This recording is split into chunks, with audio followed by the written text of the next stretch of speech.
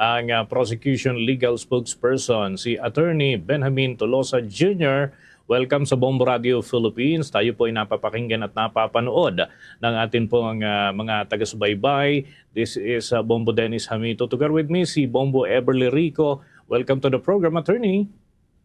Gandang umaga, Sir Dennis and Miss Everlyn. Magandang umaga ho sa lahat po ng sa inyong taga-subaybay at taga-pakinig. Direktahang tanong, Attorney, no? Paano ho naging bahagi ng prosekusyon si Attorney Tolosa? Dahil marami ho nagtatanong kahit dito sa amin tungkol po sa inyo na ngayon ay bahagi na ng panig ho ng prosekusyon. Maho. Tayo naman ho, no? We've been litigating ho for almost 2 decades na. And I think it's because of this significant experience, no, that we were tapped, no, and given the opportunity to help in this pivotal constitutional proceeding. Okay, at this point, may mga himpilan din po ng Bombo Radio Philippines na magtatanong po sa inyo ng ilang mahalagang punto at yan ay kaugnay dun sa mga bahagi pa rin ng pinag-uusapan ukol dito sa impeachment. Bombo Ever? Alright, Attorney, bibigyang daan po natin yung katanungan po ng Bombo Radio Iloilo. Bombo Radio Iloilo, go ahead with your question. Maayong aga, Attorney Tolosa. Si Bombo Jan Talento po ito ng Bombo Radio Iloilo. Ano po yung kahulugan at epekto ng pagpapahintulot ng impeachment court sa mga surprise witness, Attorney Tolosa? Gusto kong liwanagin siguro mas magandang itawag ho sa kanila imbes na surprise witness ay reserved witness ho, no? Yan ay under the rules ho na in-issue ho ng impeachment court. As a rule, dapat actually wala hong surprise witness talaga dapat, no? Dapat during pre-trial lahat ho ng mga ebidensya nakalista na ho yan sa mga pre-trial brief at dinisclose na ho yan sa korte. Ngayon, exception lang ho dapat yan, no? Yung pagpresenta ng witness na hindi pa na ilahad sa inyong pre-trial brief. No? So may dalawang pagkakataon ho na pinapayagan yan under sa rules ho natin. Yung una ho is kapag for security reasons, no? Hindi mo na ho gustong ilahad yung pagkakakilanlan ng tao, no, nung panig na magpepresenta sa kanya, pinapayagan ho yan. Pero of course, it has to be justified, no, why there are legitimate security reasons. But ganun pa man, bago ho ipresenta yan, no, sa hukuman, dapat at least 3 days before inform din ho yung kabilang panig, pati yung impeachment court dun sa identity nitong tao na to. Ang pangalawang example naman ho, no, ng reserved witness na pinapayagan under the rules, no, yan ho yung nakalagay sa rules if the identity of that person, no, is not yet reasonably known or available at the time of pre-trial. Kasi posible din ho, after ng pre-trial, during the course of the actual trial itself, dun lang ho malaman ng isang party na meron palang ganitong klaseng ebidensya. Okay. Dito naman mumuli sa akin, Attorney, no? May mga nagtatanong ukol ho dun sa mirroring of evidence and witnesses. Ano? Sabi nga nung iba, parang kinokopya din ng panig ng defense yung hawak na data ng prosecution. So, pwede nyo ba kami bigyan ng kumbaga pagtingin hinggil sa bagay po na ito? And is this allowed ng impeachment court? Yung ganong proseso? Attorney, please. Una-una, lumabas ho itong usapin na to, no, dahil na-point out ito ng isa sa mga, or actually yung mga spokespersons natin, no, sila Ong Zia at si Kong Rene, no, na tila napakarami sa mga ebidensya ng prosecution ay tinawag nga nila, it was just mirrored, no, in the pre-trial brief of the respondent, no, both documentary evidence and testimonial evidence, no. Ngayon, sa kabilang panig, sa kanilang naging tugon dito ay hindi posible na magkaroon ng mirroring, no, dahil daw sabay lang naman kami nag-submit ng aming pre-trial brief, no. Pero alalahanin natin itong mga ebidensya namin, matagal nang itong nalaman ng buong publiko, no, doon sa mga proceedings sa Congress noong pahong 19th Congress, no, pati na doon sa mga nangyaring clarificatory hearings before the Committee on Justice ng Congress. So same witnesses ho at same evidence, marami dyan, no, na gagamitin ulit naturally dito ho sa actual trial na. So let's give concrete examples. For example, NBI Director Matibag, no, yung mga handwriting experts ng NBI, AMLAC Director, no. So lahat yan, kahit sabay kami nag-submit ng pre-trial, pero lahat yan alam na nila, na witness namin ulit yan dahil na-presenta na namin yan kahit pa ho dun sa mga proceedings before the Congress or House of Representatives. Okay. Another thing, Bombo Ever, mayroon ka pa mga additional questions for Attorney Tolosa dyan? Yes, Attorney Toloso, just for clarification lamang po siguro, kasi may mga nagsasabi po na tila inaasa daw po ng House Prosecution Panel ito pong kanila pong panig dito sa salang dito sa impeachment trial ni Vice President Sara Duterte sa mga private lawyers na kanila pong tinap. What is your comment on this po? Yes, okay. That's an accurate statement. No? As you would see, lagi naman hong meron mga public prosecutors na nandun din ho sa Senate, actively participating in the proceedings. So magmula ho yan, nagsimula nung last Thursday na nandun sila lahat, even this Monday, substantial number of them also appeared and participated at tuloy-tuloy naman ho yan even until today.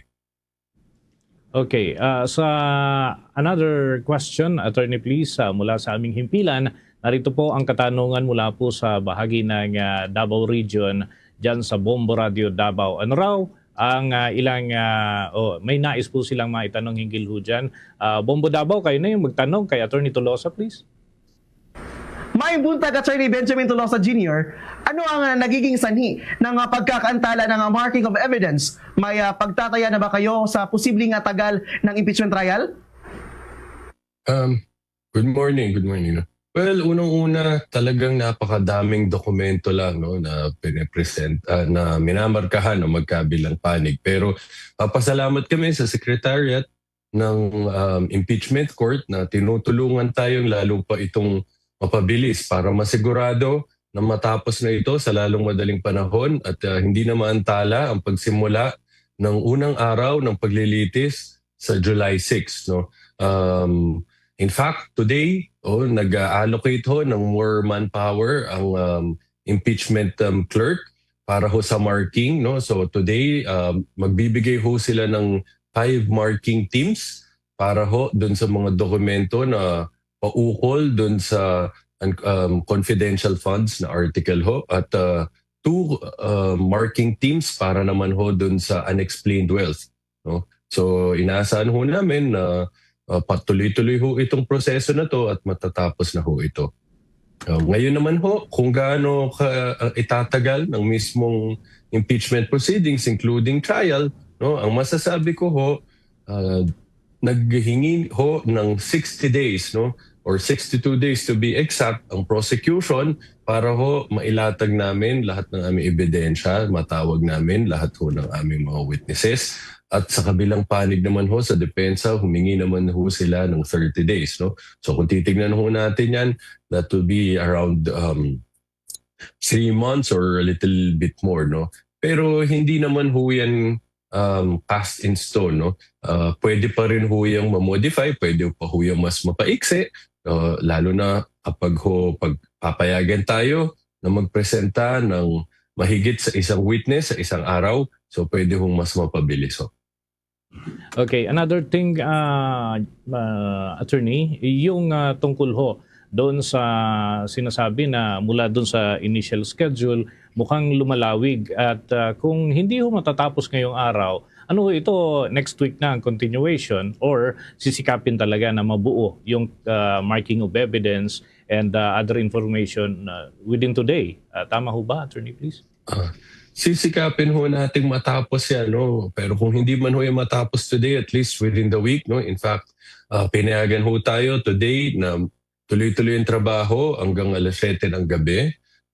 At kung hindi mo matapos, tutuloy ho yan bukas. In fact, hanggang Sabado, pinayagan ho tayo na tuloy-tuloy ang trabaho. No? At kaya again, nagpapasalamat kami sa Secretariat ho ng Senate at pati ho sila, no? Sasamahan tayo, papasok din sa Sabado para matapos na natin ito. Okay, Bombo Ever? Alright.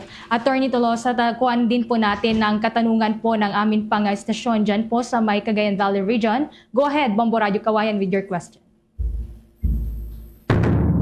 Naimbang bigat, Attorney Tolosa, sir. Mula po rito sa impila ng Bombo Radio Kawayan, ito pong aming katanungan. Ano pong inyong tugon sa issue na sinasabing nilamon ng buhay ang prosecution ng isa sa mga defense lawyers po, Attorney? Naku, wala hong katotohanan yun. No? In fact, in-explain ho namin, imposible ho yung mangyari. Dahil ang impeachment clerk ho, under the rules, wala ho siyang authority, no, na mag-resolve ng any of the issues raised during pre-trial. No?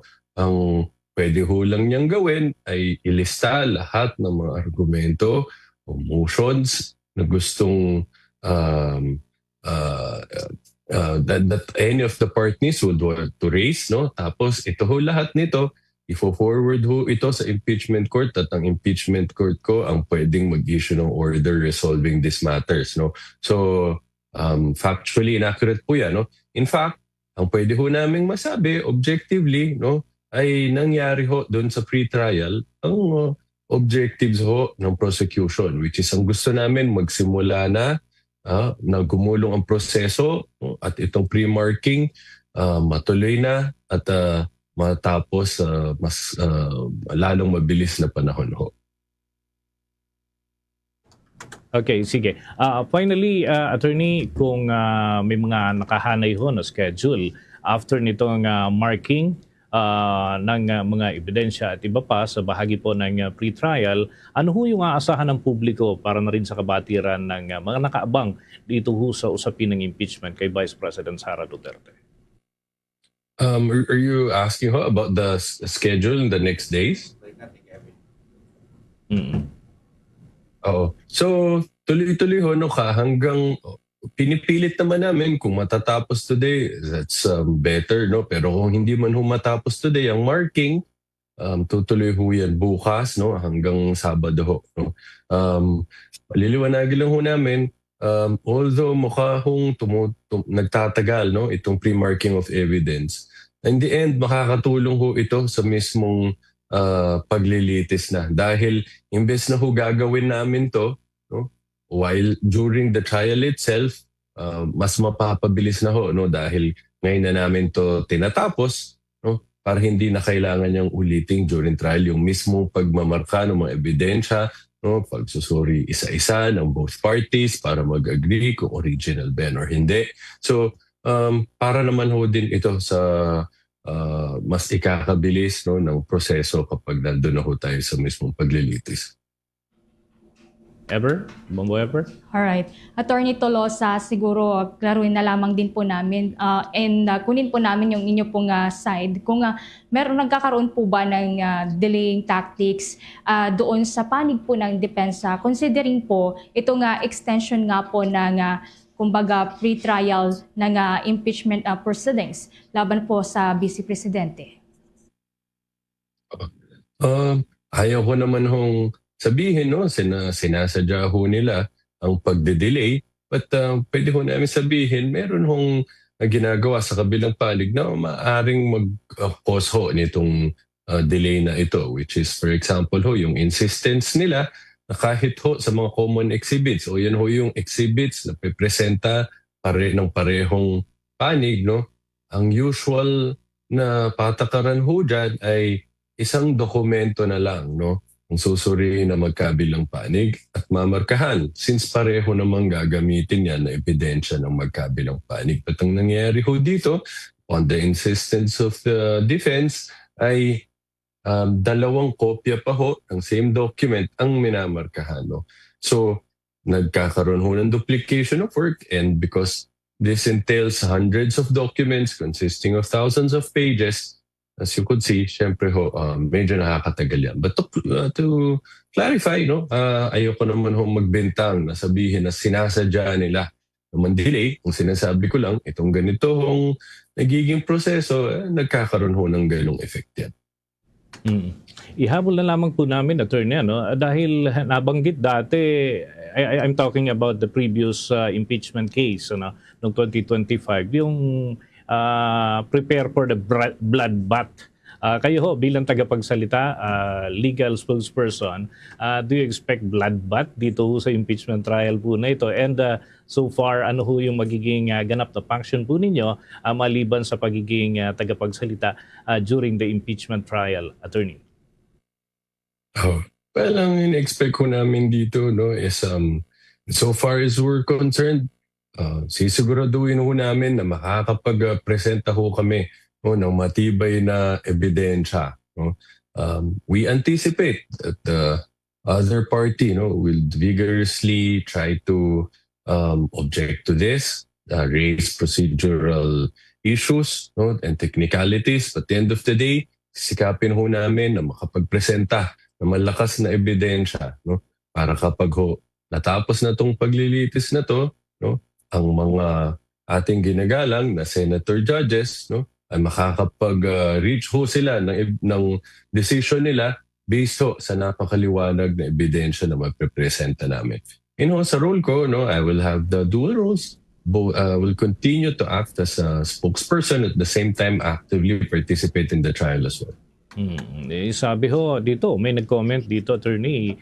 Sabi parang sa mga nakalipas na pagkakataon, kapag pinasasagot daw yung panig ng depensa, blanket denial yung kanilang inilalatag. So do you think positibong bagay ho ito para sa panig ng prosekusyon, knowing na kayo nag-ready din ho kayo ng inyong mga ebidensya at meron din ho kayo mga nailatag na ng mga initial na ipapatawag na personalidad to state some facts and other information. So do you think yung mga previous action ng panig ng depensa ay magagamit din ho ng inyong panig na pabor para sa prosekusyon? Well, generally, yung their denial or considered as a weak defense, But tignan ho natin kung pagdating ho dito sa paglilitis, kung meron ho silang may lalabas na ebidensya, because so far, as you know, doon sa answer ho nila, ang depensa nila doon is more of technicalities and matters of procedure. But ayaw ko naman hong i-preempt ang magiging action nila sa actual trial. So hintayin ho natin ang gagawin nila dito. Okay, with that, maraming salamat po, Attorney Tolosa, sa mga butil ng impormasyon na ibahagi po ninyo. And kami ho ay muling makikipag-ugnayan sa inyo para sa mga karagdagang impormasyon, the moment lalo na umusad na itong impeachment trial. Thank you so much, Attorney. Maraming salamat din ho sa pagkakataon at magandang umaga sa inyo lahat. Mga kabombo, napakinggan at napanood po natin si Attorney Benjamin Tolosa Jr. Siya ho ay nagtapos ng Bachelor of Laws sa University of Santo Tomas at 2008 ho yan, mga kabombo. Rank 7 sa kanyang klase at nag-take up din ho siya ng Bachelor of Arts, major in Legal Management sa University of Santo Tomas, mga kabombo at mga Kastar Nation. At consistent Dean's Lister pala si attorney. Okay, mga kabombo, mga Kastar Nation, bukas ang Bombo Radio Philippines para naman sa panig ng depensa upang kanila namang mailahad ang kanilang mga sentimiento at patuloy na nakikipag-ugnayan ang Bombo Radio Philippines dito naman sa mga tagapagsalita ng kampo ng Vice Presidente para ho makapaglahad din naman ng kanilang panig at saloobin hinggil ho sa itinatakbo ng impeachment case dyan sa impeachment court.